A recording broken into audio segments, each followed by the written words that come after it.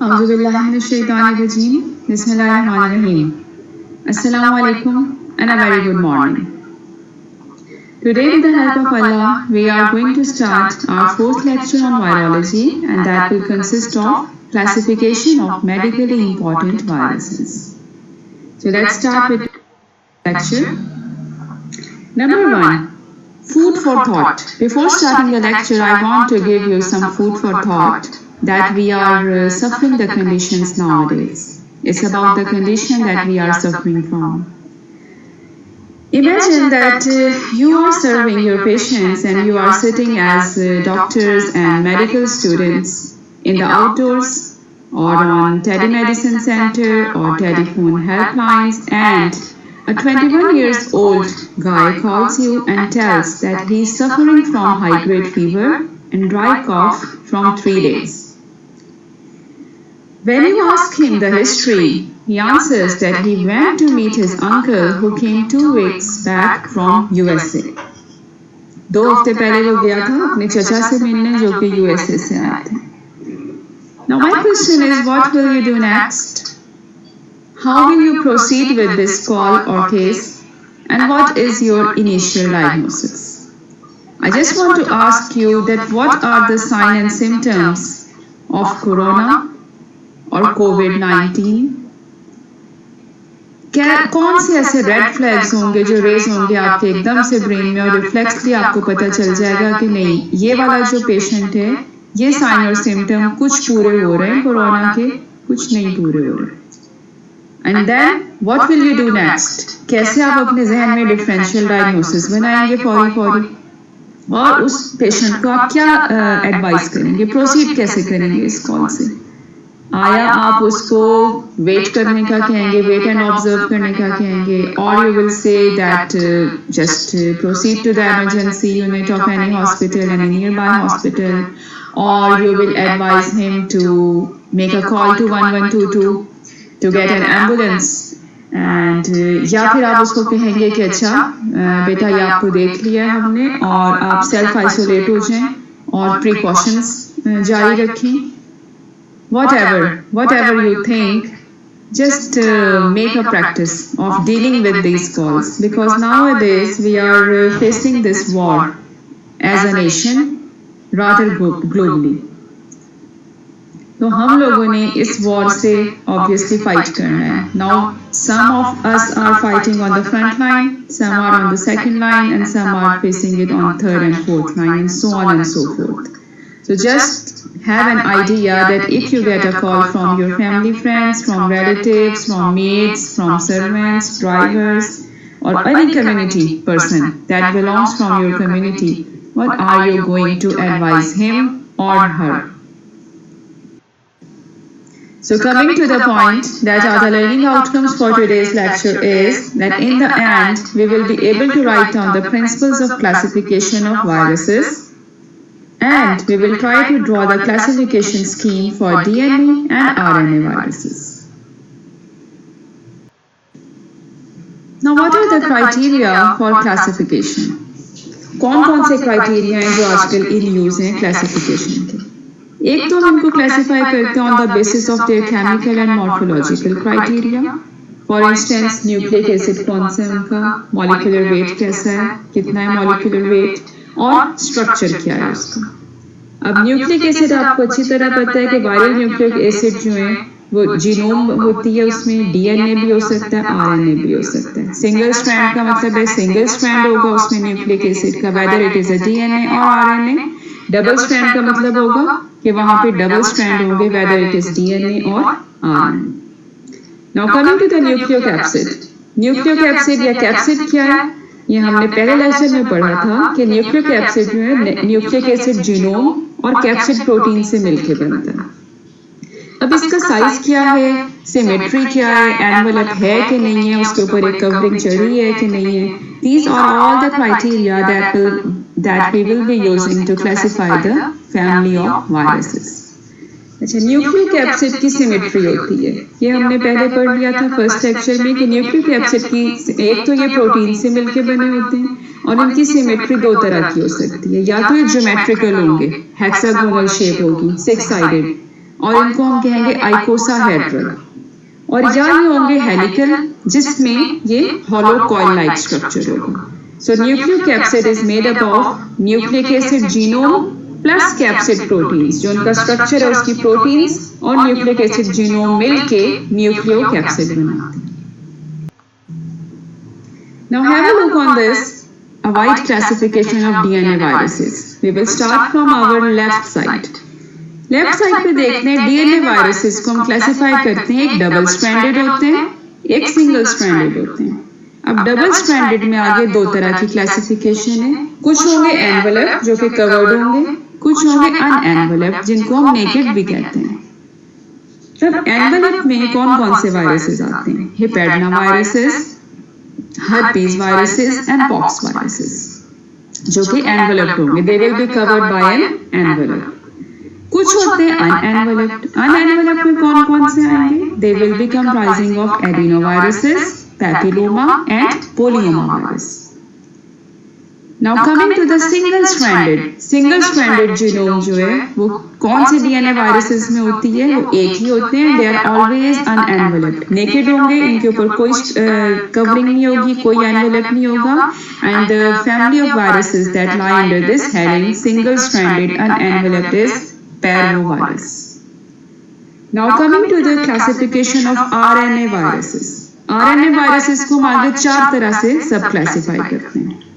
एक होते हैं पॉजिटिव पोलैरिटी आरएनए, एक होते हैं नेगेटिव पोलैरिटी आरएनए, एक होंगे पॉजिटिव नेगेटिव मिक्स्ड, और एक होंगे रेट्रोवायरसेस जिसमें एचआईवी आता है। और ये पॉजिटिव आरएनए, इसमें डीएनए भी यूज होता है और पॉजिटिव आरएनए भी यूज होता है, तो ये डबल चीजें यूज करके फिर अपना स्ट्रक्चर बनाते हैं, and they are classified in a fourth category, that is enveloped positive RNA via DNA RNA viruses. जब आरएनए वायरसेस में पॉजिटिव आरएनए में हम लेते हैं अनएनवेलप्ड या नेकेड और एनवेलप्ड। अनएनवेलप्ड में कौन कौन से नेकेड में? कैलिसी वायरसेस एंड पिकोरना वायरसेस। एनवेलप्ड में कौन से? Corona, oh God, corona is आजकल एक स्टिग्मा है कोरोना। तो एनवेलप्ड में सबसे पहले कोरोना वायरस है, फिर फ्लेवी वायरस है और टोगा वायरस है।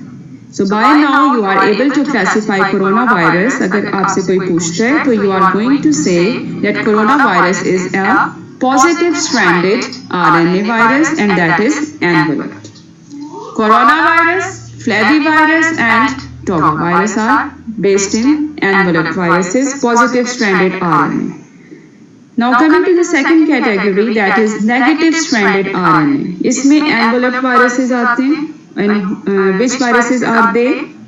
Adena, Bania, filoviruses, orthomyxoviruses, paramyxoviruses and rhabdoviruses.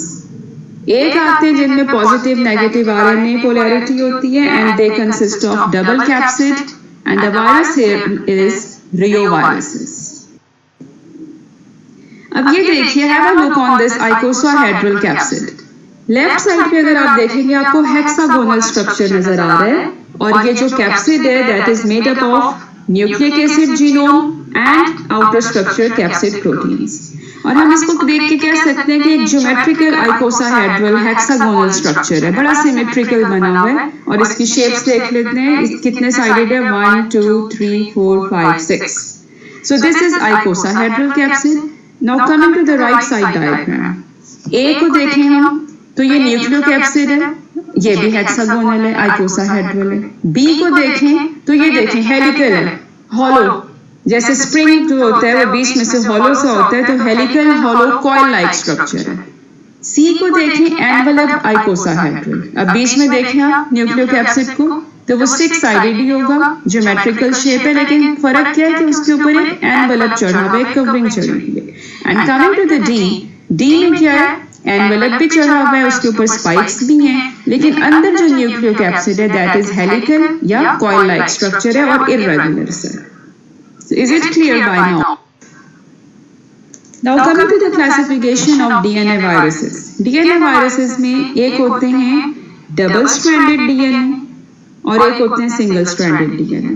Double stranded DNA में अब आएंगे हमारे पास, एक आएंगे नेकेड वायरसेस या अनएनवेलप्ड और एक आएंगे एनवेलप्ड वायरसेस।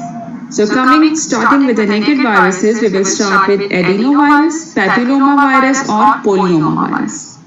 और डबल स्ट्रैंडेड डीएनए में ही जिनके ऊपर कवर चढ़ा हुआ होगा और जो एनवेलप्ड होंगे, what viruses are they? They are hepadna, herpes and pox virus. अब जो रेड कलर से हमने आइडेंटिफाई किया हुआ है, जैसे आपकी बुक में भी ये इलस्ट्रेट हुआ है, रेड कलर मींस कि इनकी आइकोसाहेड्रल सिमेट्री है। ये ज्योमेट्रिकल शेप अंदर जो इनकी बनी हुई है, दैट इज आइकोसाहेड्रल, ज्योमेट्रिकल और 6 साइडेड स्ट्रक्चर है। और जो बाकी व्हाइट में लिखे हुए उनकी आइकोसाहेड्रल नहीं है, वो हेलिकल है। So is it clear? Single stranded DNA में क्या आता है? नेकेड वायरसेस ही होते हैं इसमें, और इसमें सिर्फ एक ही फैमिली है, that is parvovirus. Now coming to the RNA viruses, इसमें हम पहले सिंगल स्ट्रैंडेड आरएनए वायरसेस देख लेते हैं और उसके बाद हम देखते हैं कि डबल स्ट्रैंडेड में कौन कौन से। सिंगल स्ट्रैंडेड आरएनए में एक होते हैं पॉजिटिव पोलैरिटी और नेकेड होंगे। So positive polarity, positive RNA है उनका और नेकेड है। कौन कौन से हैं वो? Calici, hepe and picorna virus. Now again positive polarity but with envelope, they are covered by an envelope. What are they? Again corona, flavivirus, retrovirus and togavirus. एक इनकी थर्ड कैटेगरी आती है सिंगल स्ट्रैंडेड आरएनए की, जिसमें negative polarity होती है RNA में, और वो होते हैं एनवेलप। अब वो कौन कौन से होते हैं? They are arena virus, bunya virus, filovirus, orthomyxo, paramyxo and rhabdovirus. Double stranded RNA में क्या आता है? Positive and negative polarity mixed होती है। They are always naked and they consist of reoviruses. Now we will go through an activity. सबसे पहले हम start कर लेंगे डीएनए वायरसेस से, और इसमें हम स्टार्ट करेंगे पहले डीएनए नॉन एनवेलप्ड वायरसेस से। अब अच्छा, ये make it very clear my dear students that when you are going to cover the whole of virology, जैसे हमने क्लासिफिकेशन ऑफ बैक्टीरिया की थी, कुछ हमने किए थे लाइक ब्राउन स्टेनिंग पे किए थे, फिर मॉर्फोलॉजी पे किए थे, और उसके अलावा फिर उनकी मोटिलिटी पे किया था, and so on and so fourth. तो don't think that they are very much difficult to remember। इस वक्त हम एक जनरलाइज स्कीम को ओवरव्यू करेंगे, और जैसे ही हम side by side, turn by turn एक एक वायरस लेते जाएंगे, तो then in the end you are able to classify them under certain headings. So don't take it कि ये बहुत ज्यादा कोई मुश्किल चीज है या ये हमें कैसे याद होगी। हम इसको आहिस्ता आहिस्ता इंशाल्लाह ताला टिप्स बाय टिप्स इसको याद करते जाएंगे। So starting with the DNA non-enveloped viruses, सबसे पहले हम लेते हैं पैरवोवायरस, और हम ये जा रहे हैं इनके साइज के मुताबिक। सबसे पहले हम स्टार्ट कर रहे हैं जो सबसे छोटा है, और उसके बाद हम आहिस्ता आहिस्ता बड़े साइजेस की तरफ बढ़ेंगे। सो पैरवोवायरस जो होते हैं वेरी स्मॉल होते हैं, they are 22 nanometre in diameter, naked होंगे, आइकोसाहेड्रल होंगे, और इनका सिंगल स्ट्रैंडेड डीएनए होगा। इसमें कौन कौन से आते हैं पैरवोवायरस में? अभी हम एक ही याद रखेंगे, जिसमें आता है parvovirus B19 and that causes hydrops fetalis, aplastic anaemia, erythema infectiosum. Childhood की ये डिजीज है, और इसको हम कहते हैं स्लैप चीक रैश। किसी गोरे चिट्टे प्यारे से बच्चे के मुंह पे शरारत से अगर आप थप्पड़ मारें हल्का सा तो कुछ नहीं होगा, लेकिन जरा जोर से लगाएंगे तो उसके चीक्स रेड हो जाएंगे, और उसकी अम्मी या बड़ी बहन फौरन पकड़ लेंगी कि आपने मेरे बेटे को या मेरे भाई को मारा है अभी आपने। So this is called as slap cheek rash. तो पैरवोवायरस में हमने सिर्फ अभी फिलहाल याद रखना है पैरवोवायरस B19 जो हाइड्रोप्स फेटालिस करता है, एप्लास्टिक एनीमिया करता है, और एरिथेमा इन्फेक्टियोजम करता है। Next coming to the polyoma virus. Polyoma virus का साइज उससे बड़ा होगा। पहला वाला 22 नैनोमीटर था, ये हमारे पास है 45 नैनोमीटर। इसमें जेसी वायरस आता है और बीके वायरस आता है, ये हम आगे जाके डिटेल में पढ़ेंगे। जेसी वायरस जो एक पेशेंट से निकाला गया था जो प्रोग्रेसिव मल्टीफोकल ल्यूको एनकेफेलोपैथी के पेशेंट्स दरियाफ्त हुए थे, और बीके वायरस जो है, BK was the name of a patient, ये मैं आपको नेक्स्ट टाइम बताऊंगी, इस वक्त मेरे जहन में नहीं आ रहा। BK was the name of a patient from whom in the urine sample उसका लिया था, और वो कोई किडनी ट्रांसप्लांट का या इम्यूनो कॉम्प्रोमाइज्ड पेशेंट था। तो पोलियोमा वायरस में जेसी वायरस आता है और बीके वायरस आता है, और जेसी और BK as far as I remember they are the name, they are the abbreviations of those persons from whom we isolated this virus. Papilloma virus क्या आता है? अब इसका साइज मजीद बढ़ गया, पहला 22 नैनोमीटर था, फिर हमने 45 नैनोमीटर डिस्कस किया, और अब हम आ रहे हैं towards a higher size, towards a larger size that is 55 nanometre. इसमें कौन सा आता है पेपिलोमा वायरस? इसमें आता है ह्यूमन पेपिलोमा वायरस, जो कि कार्सिनोमा करता है सर्टेन ह्यूमन बीइंग्स में। सो पेपिलोमा वायरस में एचपीवी आता है, human papilloma virus. Next is adenovirus. अब एडेनोवायरस में नेकेड होते हैं, आइकोसाहेड्रल होते हैं और 75 nanometre in diameter. And remember adenoviruses causes pharyngitis, upper and lower respiratory tract infections, और कुछ थोड़ी सी अदर infections भी करती हैं। फॉर इंस्टेंस कुछ एनिमल्स में ये सार्कोमास कर देती हैं, लेकिन अभी तक कोई ट्यूमर्स ह्यूमन में इन्होंने नहीं की। So by now we have covered DNA non-enveloped viruses, naked viruses, और कौन कौन से थे उसमें? Parvo, Polyoma, Papilloma and Adeno. Parvo was the smallest in size, that was 22 nanometer, and ending with the adenoviruses that were 75 nanometer. Now coming to the DNA enveloped viruses. DNA enveloped viruses में कौन सा आज 3 discuss करेंगे? Hepadna, herpes and pox virus. Hepadna virus का size क्या होता है? 42 nanometre, and as we are discussing in it under the heading of envelope, so it has got an envelope covering on the outside. Hepadna में हम इस वक्त याद रखेंगे hepatitis B virus. Herpes virus, as the name indicates, it's a leading cause of herpes simplex 1 आता है इसमें, herpes simplex virus 2 आता है, और हर्पीज की लार्ज फैमिली है। इसमें वेरिसेला जोस्टर वायरस आता है, चिकन पॉक्स वायरस आता है, साइटोमेगालो वायरस है, और एप्स्टीन बार वायरस है। और एप्स्टीन बार वायरस क्या करता है? It is the cause of infectious mononucleosis. Pox virus जो होते हैं लार्जेस्ट वायरसेस होते हैं, और ब्रिक लाइक ईंट की शेप के होते हैं। एनवेलप होता है इसमें, और ये स्क्वायर शेप तो नहीं कह सकते, रेक्टेंगुलर या ब्रिक। आपने ईंटें देखी हैं मकान बनते हुए, जो हमारी रेड कलर की, ऑरेंज कलर की ईंटें होती हैं, तो पॉक्स वायरस जो है वो वैसा होता है। और इसमें कौन से आते हैं? स्मॉल पॉक्स वायरस आता है, और मलस्कम कंटेगियोसम आता है। Now coming to the RNA viruses. RNA viruses को हम डिस्क्राइब कर लेते हैं। सबसे पहले हम लेंगे पिकॉर्ना वायरस, और पिकॉर्ना वायरस क्या था? सबसे ये स्मॉलेस्ट वायरस होते हैं, स्मॉलेस्ट होते हैं, इनका 28 नैनोमीटर डायमीटर होता है। आरएनए वायरसेस होंगे, और ये नेकेड होंगे, और आइकोसाहेड्रल इनका कैप्सिड होगा। पिकॉर्ना मींस पिको, स्मॉल, वो होता है ना नैनोमीटर, पिकोमीटर, और जो मिलीमीटर, तो pico, remember pico means small. So picorna virus are the smallest, while the pox viruses were the largest. अच्छा, उसके बाद नेक्स्ट इसी में आते हैं आरएनए वायरसेस में happy virus, not happy, we can say it happy virus. So happy virus naked virus है, और 30 नैनोमीटर इन डायमीटर है। इसमें जो मेन ह्यूमन पैथोजन है दैट इज हेपेटाइटिस ई। तो हैप्पी से याद रख लें कि हैप्पी स्टार्ट्स विद HEPE, और हेपेटाइटिस में भी आ रहा है, तो हैप्पी जो है वो एंड अप हो रहा है हेपेटाइटिस ई डिजीज में। कैलिसी वायरस आते हैं, ये भी नेकेड हैं, और इनका डायमीटर अब बढ़ गया, they are 38 nanometre in diameter. और इस वाले वायरस ग्रुप में आता है नोरोवायरस आता है कैलिसी वायरस में। Then coming to reoviruses. अब रियोवायरसेस का साइज बढ़ गया है, 75 नैनोमीटर हो गया इनका, और इनके अंदर 10 या 11 सेगमेंट्स होते हैं।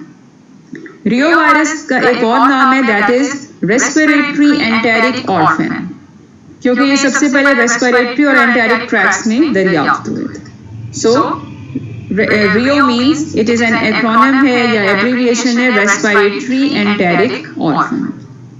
और इसमें रियो वायरस में सबसे इंपॉर्टेंट जो वायरस है दैट इज रोटा वायरस, जो कि डायरिया कॉज करता है। हमने पिछले लेक्चर में भी डिस्कस किया था, rota virus diarrhoea and GIT symptoms cause करता है इन चिल्ड्रन एंड इन्फेंट्स में।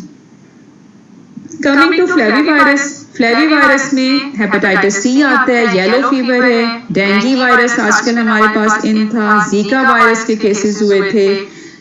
उसके अलावा इसमें वेस्ट नाइल वायरस है, और Saint Louis and Japanese encephalitis है। तो फ्लेविवायरस में हम सिर्फ इस वक्त याद रखेंगे hepatitis C, dengue and Zika virus.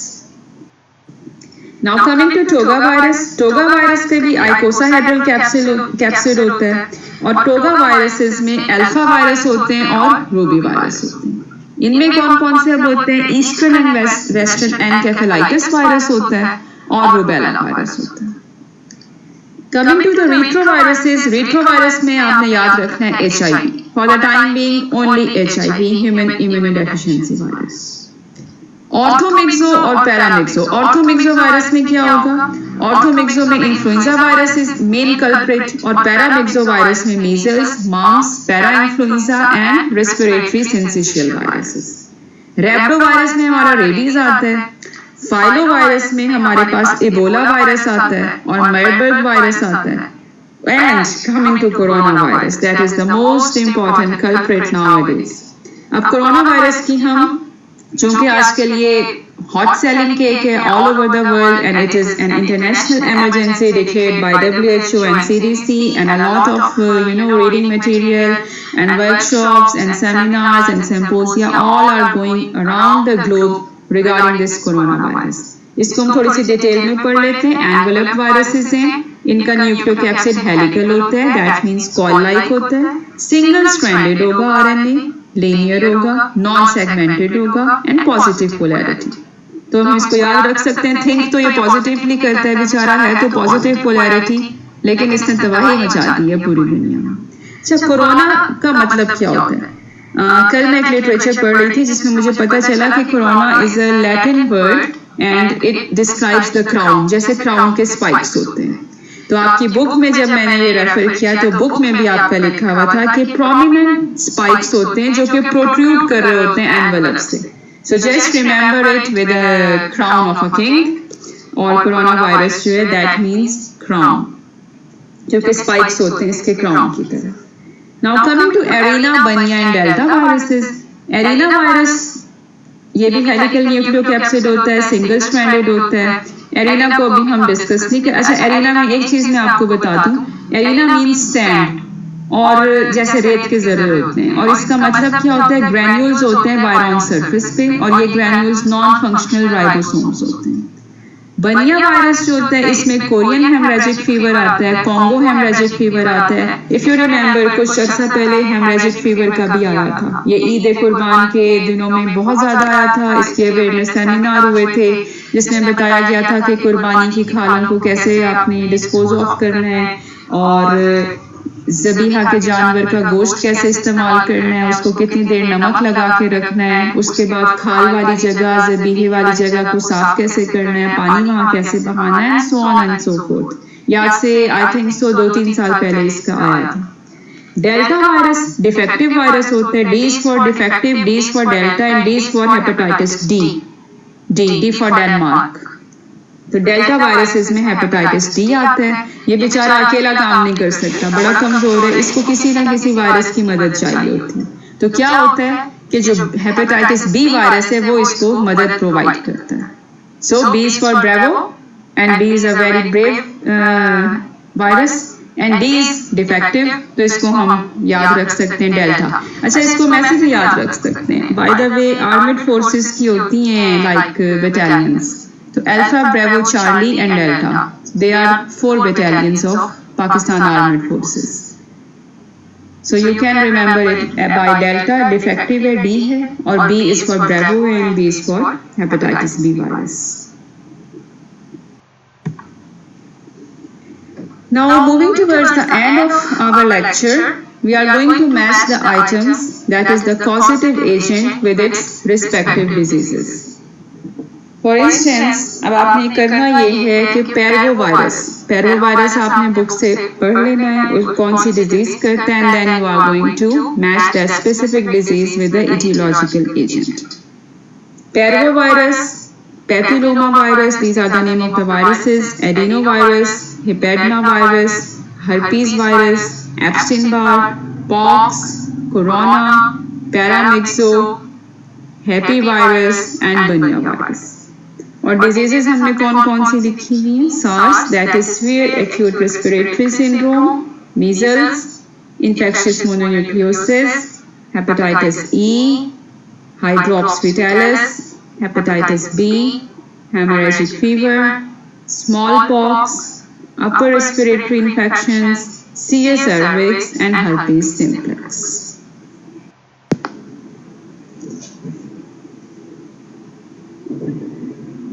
अच्छा बेटे, अब हम डिस्कस कर लें जो हमारे पास पहला केस आया था फर्स्ट स्लाइड पे, जो मैंने आपको फूड फॉर थॉट दी थी. You know, this is a pandemic going on across the globe.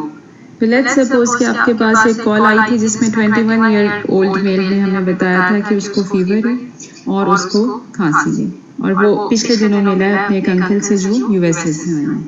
Now what the international guidelines that we are following nowadays is, corona virus की हमें पता चल गई है, इसका स्ट्रक्चर पता चल गया, कौन सी फैमिली से बिलोंग करता है, एनवेलप्ड है, नॉन एनवेलप्ड है, डबल स्ट्रैंडेड है, सिंगल स्ट्रैंडेड है, पॉजिटिव पोलैरिटी है, नेगेटिव पोलैरिटी है, रूट ऑफ ट्रांसमिशन आपको इसका अच्छी तरह पता है कि कैसे ये स्प्रेड करता है. अच्छा, अब इसमें पेशेंट का फोन आया है and he is worried about that weather he is going to have corona और नॉट. उसमें अब आप देखें कि उसने हमें दो उसने सिम्टम्स बताए हैं हमें. एक उसने बताया था कि उसको फीवर है पिछले 3-4 दिन से, एक उसने बताया कि उसको खांसी है.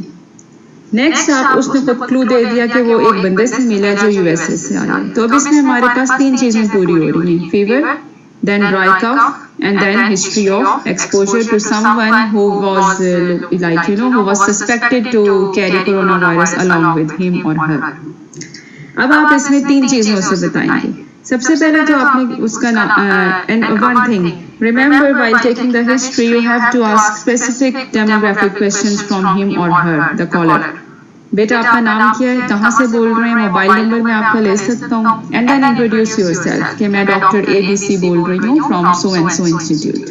अब बताइए मैं आपकी कैसे खिदमत कर सकती हूँ. So when he told you about the fever, cough and history of meeting someone, आपके जहन में फौरन DD आ जाएगी, डिफरेंशियल डायग्नोसिस आप बनाना शुरू कर देंगे.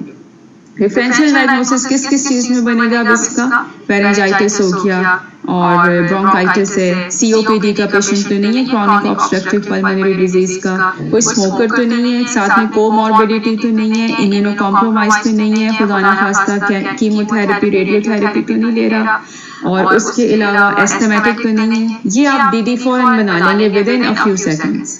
And then you are going to counsel him on the phone कि घबराने की भी कोई बात नहीं है, आप इस तरह करें, अपने आप को आइसोलेट कर लें एक कमरे में. Then he is going to tell you कि सर मेरे घर में तो 2 कमरों से ज्यादा नहीं है फॉर इंस्टेंस, या 1 कमरे से ज्यादा नहीं है. This is the problems which we are facing nowadays in reality, and this is a real time. ये जो मैंने आपको प्रॉब्लम थ्रो की है, ये रियल टाइम हमारे पास इस तरह के पेशेंट्स आ रहे हैं. उसमें आप उसको सेल्फ आइसोलेशन का कहेंगे, वो कहेगा मेरे पास 1 या 2 कमरों से ज्यादा नहीं. फिर आप उसको ट्राई करेंगे, उसे कहेंगे कि अच्छा ठीक है, बूढ़ों से दूर रहें, बच्चों से दूर रहें, because many times we have discussed in the class immuno compromise states both extreme end of ages पे, न्यूनेट्स पे भी और ओल्ड एज जो है हमारी उन पे भी, उनसे दूर रहना है आपने. और खांसी करते हुए, छींकते वक्त, ये जो आजकल कफ एंड स्नीजिंग एटिक्वेट्स के नाम से आदाब आ रहे हैं हमारे, तो उसको बताना है कि आपने अपनी आस्तीन में, रुमाल में या टिश्यू में छींकना है और खांसना भी उसी में. इन द मीन टाइम आप उसको कह सकते हैं फीवर सेटल डाउन करने के लिए पैनाडोल हम रिकमेंड करेंगे उसको. And remember, nothing else than Panadol you are going to prescribe him or her. साथ में आप उसको घरेलू रेमेडीज पे ले आएंगे. फॉर इंस्टेंस जो शांडा डाल के पी लें, चाय में नमक डाल के पिए, नीम गर्म पानी के नमक डाल के गरारे करें, और कोई गर्म मशरूबात का इस्तेमाल करें, ये चीजें. साथ ही आप उसको कहेंगे कि अच्छा, आपने उससे पूछना शॉर्टनेस ऑफ ब्रेथ, सांस तो नहीं फूलता आपका, पूरे जिस्म में दर्द तो नहीं हो रहा, लेथार्जी तो नहीं हो रही, सुस्ती तो नहीं हो रही, कामकाज सही कर रहे हैं या कामकाज में कमी आ रही है, सुस्ती हर वक्त वही रहती है. अच्छा, इसमें फिर वो एंजाइटी, चूंकि इसमें एंजाइटी का एलिमेंट भी आ जाता है, तो आपके पास एंजाइटी वाली कॉल्स बहुत आएंगी, जिसमें आपने डिफरेंशिएट करना है कि नहीं भाई ये कोरोना की तरफ नहीं जा रहा, और साथ आपने उसको ऑब्जर्वेशन में डाल देना है उसको ये कहना है आपने कि आप अपनी अलामात पे नजर रखें, सांस फूलने की सूरत में, अलामात बरकरार रहने की सूरत में आपने हमें दोबारा कॉल करके बताना है. So what you are emphasizing the patient on, there are certain aspects. Number 1 आपने उसको emphasize किया self isolate हो जाओ जिस हद तक हो सकते हो. Number 2 cough and sneezing etiquettes, आदाब ये वाले फॉलो करो. और नंबर 3 फिर आप उसमें सैनिटाइजर का, प्रॉपर हैंड वॉश का अकॉर्डिंग टू WHO क्राइटेरिया, हर कितनी देर बाद हाथ धोने, सैनिटाइजर का यूज करना है, हैंडल्स को, अपने डोर्स को, नॉब्स को, किचन शेल्फ्स को किस तरह करना है, ये चीजें बता दी. और साथ ही आपने उसको फॉलो अप का कह दिया कि अलामात अगर बरकरार रहती हैं, सांस लेने में दुश्वारी होती है, सांस फूलना शुरू होता है, ये चीजें होती हैं, तो फौरन आपने हमें दोबारा बताना. तो इन चीजों पे आप इसको इस वक्त इस केस को आप इन चीजों पे असेस करेंगे, उसको अंडर ऑब्जर्वेशन रखेंगे, फॉलो अप का कहेंगे और 4-6 घंटे बाद जरूर उसे एम्फसाइज करेंगे कि बेटा आपने फोन करके बताना. ऑन द अदर हैंड अगर हमारे पास कोई ऐसा ही कॉल आती है जिसमें होता है कि मुझे 4 दिन से बुखार है, खुश्क खांसी है और साथ मेरा सांस फूलता है, पूरे जिस्म में दर्द हो रहा है, थकावट महसूस हो रही है, कामकाज नहीं हो रहा, सुस्ती हुई हुई है, और हाँ हमारे घर एक रिश्तेदार आए थे जो कि इंग्लैंड से आए थे या किसी भी कंट्री से आए थे, और हाँ वो कुछ देर हमारे पास 2-3 घंटे बैठ के गए, तो हम उनसे मिले थे, हाथ मिलाया था and so on and so fourth. अब इस केस में आपके फौरन जो है हाई अलर्ट हो जाएगा और रेड जोन में पेशेंट चला जाएगा. अब उसके देखें आप 4-5 चीजें पूरी हो रही हैं. उसको तेज बुखार भी है, उसको खुश्क खांसी भी है, उसका सांस फूल रहा है, जिस्म में दर्द हो रहा है, थकावट हो रही है, सुस्ती हो रही है, उसे कामकाज नहीं हो रहा, और बुखार की सूरत में वो 2-4 दफा पैराडॉल्स ले चुका है, लेकिन बुखार या तो उतरता है फिर चढ़ जाता है या बेसलाइन को टच नहीं कर रहा. Now this is the red zone patient.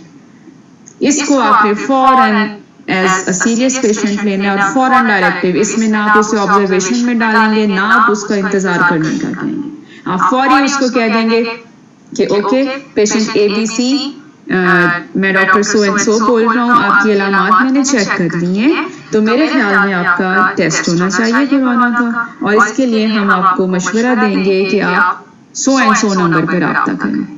Now those all numbers are circulating in the social media पे भी हैं, TV पे हैं, University of Health Sciences की वेबसाइट पे हैं, different institutes और different यूनिवर्सिटीज की वेबसाइट्स पे हैं, वहाँ पे आप जा सकते हैं और ऑथेंटिकेटेड और एविडेंस बेस्ड मशवरा दें सबको. एविडेंस के साथ जो मालूमात फराहम करेंगे that will be a reliable and non-panic information that you are going to disseminate. And being medical students, because you have chosen for this noble profession, as many times said by Dr. Abid, our worthy director, and many people around you, your seniors, your colleagues, your juniors, your relatives, because you are specially selected in this noble profession, so we are bound to do our duty based on evidence. वो information देंगे और उस तरह patient को protect करेंगे जो इस वक्त इंटरनेशनली और नेशनली फॉलो होगी. Right? So by this we are towards the end of the lecture. By now we have covered first four sections of virology, starting with the structure. और उसके बाद हमने किया था इनका रेप्लिकेशन साइकिल की थी. Then we move towards genetics and genome expression, genetic engineering, and today we covered the basic classification of virology. So from next time, inshallah, we will be taking up with pathogenesis, host defenses, viral vaccinations, and the laboratory determination that how we are going to detect the viruses in the labs or the cell cultures. Thank you so much for your patience and listening, and I'm waiting for any questions that you can ask about virology. So stay safe and do your assignments, keep your morals high. Inshallah we will meet up soon. Thank you, Bacho, and Allah Hafiz.